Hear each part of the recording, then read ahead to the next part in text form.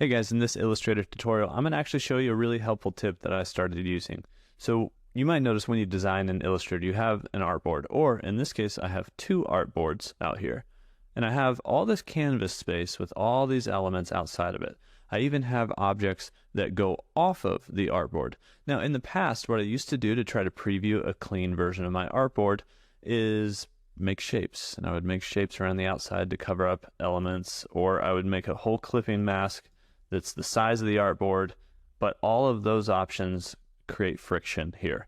There's actually a way to view only your artboard trimmed, and it's called Trim View.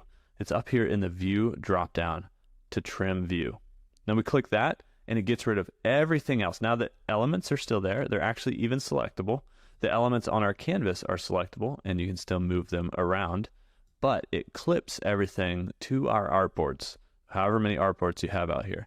So now I can get a good view of, what do these two look like? So in this case, I was actually comparing thumbnails and which one I liked better.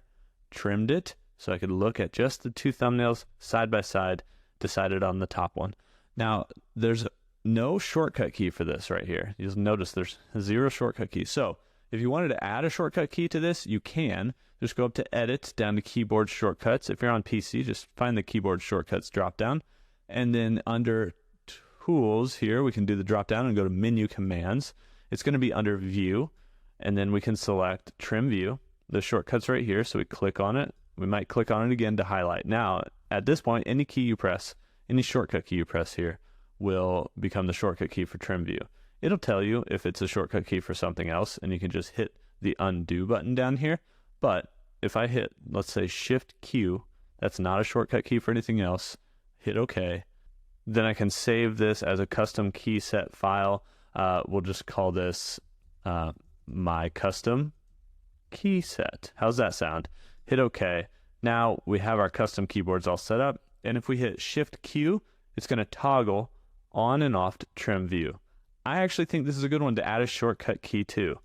Now in the View dropdown, it actually puts that here. So now it tells you, hey, Shift Q will turn on and off Trim View, or whatever shortcut key you've used. Now this is a great feature, and I would recommend just putting that on a shortcut key so you can just trim that view and view your artboards a lot more cleanly. This reminds me of the preview view in InDesign, where you can just like get rid of everything else and look at your design. That's kind of what this is.